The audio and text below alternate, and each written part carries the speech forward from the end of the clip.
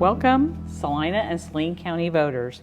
I have the privilege of interviewing the 7 candidates for the USD 305 Salina Public Schools School Board so that you can get to know them and learn to meet them and hear their voices. School members represent the voice of the public, and they provide guidance, oversight, and vision for the district that they serve. Salina area voters will select 4 candidates for the school board. I am happy to have you joining us tonight for these interviews. Do not forget to exercise your right to register to vote and to vote. The last day to register is October the 15th, 2019, and of course the general election is Tuesday, November the 5th. You can find information about your registration status and your polling site at www.voteks.org. Check it out. Welcome, CORI North. We're going to get right to the questions because I really believe that that is the best way for the voters to get to hear your voice and to know why you're wanting to run for the Salina Public School Board. First, tell us a little bit about yourself. I'm CORI SHERMAN North, and I've lived in Salina about 7 years now. And I think one of the most important things is that I'm a mom to 6 children. Mm-hmm.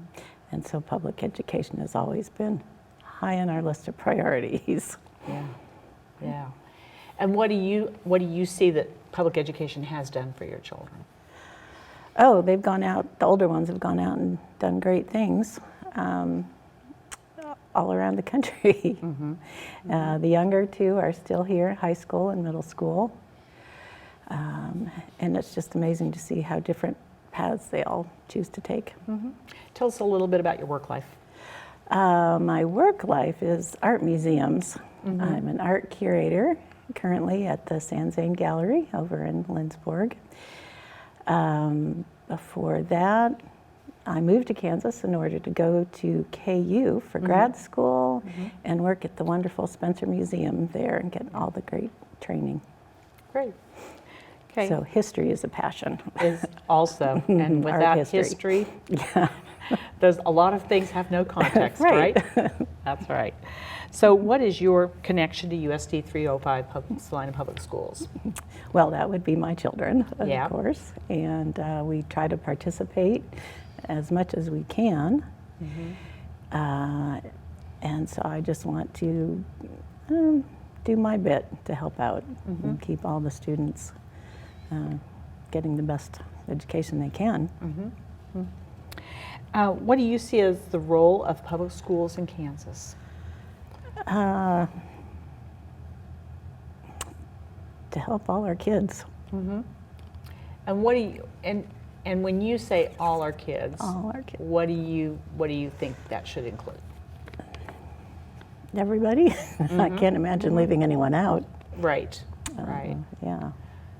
And so, how does that contrast with other forms of education that are not public education?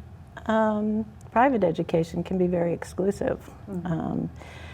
Certainly in terms of financial background, if you can't afford to go to schools, even private schools with vouchers can turn down students, especially students with disabilities. And we don't want to see that. So that adding in of diversity and adding in of children from all backgrounds. Absolutely. Serving all of them. How have you seen students from our public school system, how have you seen them function in areas that have intersected with your work life? Well, I think Salina school system has a great arts program.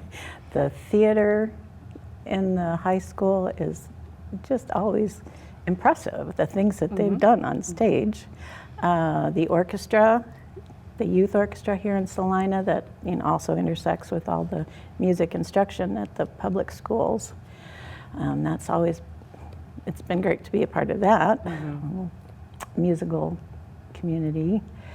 And then even seeing what the high school art students have produced, have created in the school setting, and some of whom got to be chosen to be shown at the Salina Art Center, and it's very impressive. Yeah, it is. It is.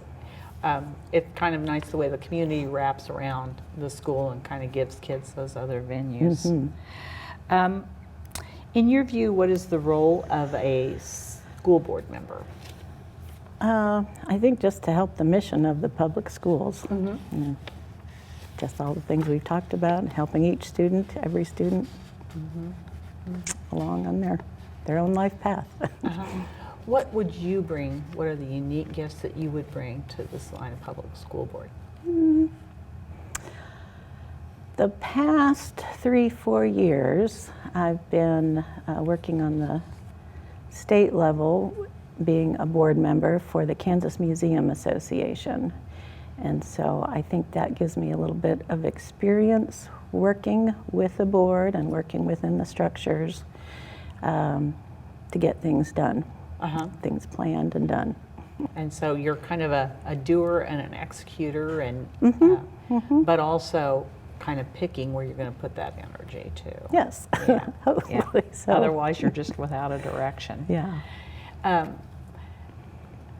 Are there, when you look at what school board members do, because one of the things that we've heard is that school board members, they not just attend meetings, they often go to other meetings and then bring back that awareness. So they might attend meetings for the co-op or meetings for the schools themselves. How do you see that experience being helpful? Oh, I think that's wonderful for everyone to be that much more involved in the community and make the connections, bring it back. So everybody's aware of what's going on and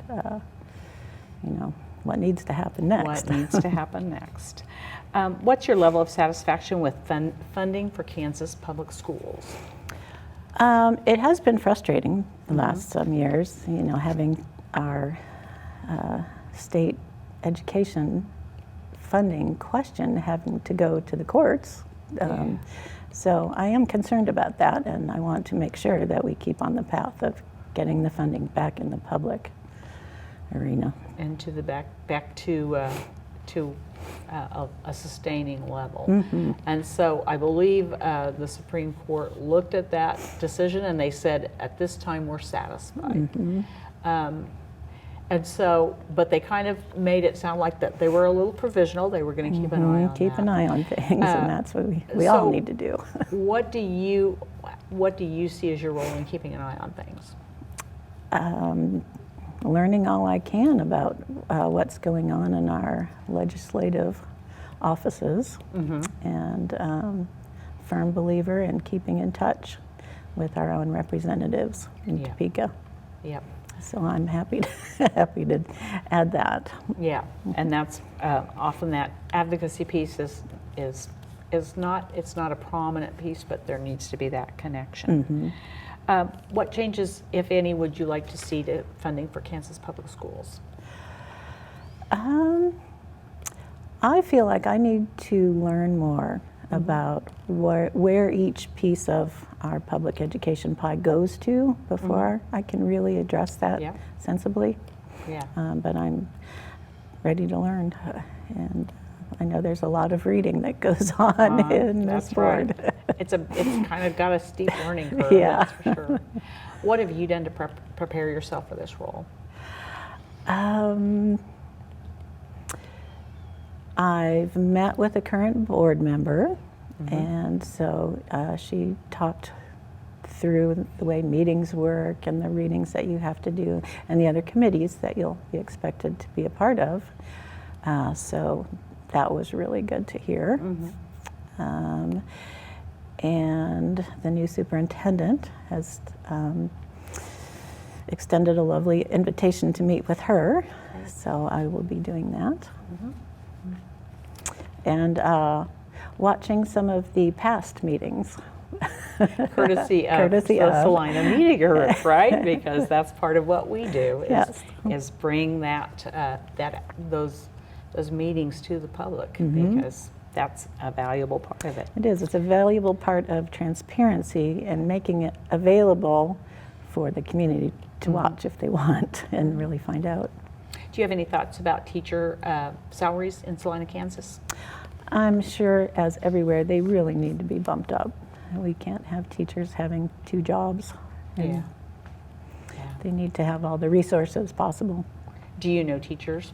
Do you know some teachers A in your few. private life? A few. Yeah, that's almost something that they all do is at times, especially early in their career, they're holding down 2 jobs. My mother-in-law was a special education teacher in Kansas, over in the Kansas City area.